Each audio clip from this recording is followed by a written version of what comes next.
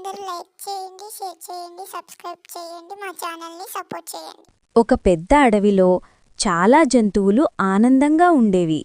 అక్కడ కోతి, కుందేలు, జింక, ఎలుగుబంటి అందరూ మంచి స్నేహితులు. కాని ఆ అడవిలో ఒక చిన్న చిలిపి దెయ్యం కూడా ఉండేది. ఆ దెయ్యం ఎవ్వరికీ హాని చెయ్యదు, కాని చిన్న చిన్న సరదా పనులు చేస్తూ జంతువులను భయపెట్టేది. ఒకరోజు కుందేలు క్యారెట్ తింటూ ఉంది. అకస్మాత్తుగా గాలిలో ఒక గొంతు వినిపించింది.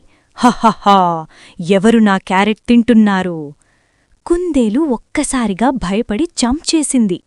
కాని అక్కడి ఎవరూ కనిపించలేదు. అది దయ్యం చేసిన ఆట.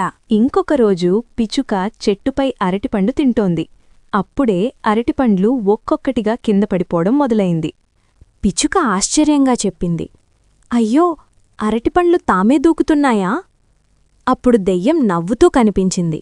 జంతువులు మొదట భయపడ్డాయి, కాని కొద్దిసేపటికి ఆ దెయ్యం చాలా సరదాగా ఉందని అర్థమైంది.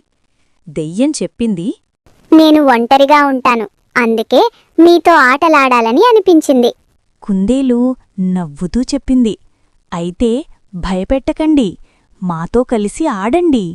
అప్పటినుంచి దెయ్యం కూడా జంతువులతో కలిసి ఆటలాడింది. కోతి జోకులు చెప్పింది, కుందేలు డాన్స్ చేసింది, జింక పరిగెత్తింది. అడవిలో ప్రతిరోజూ నవ్వులు వినిపించేవి.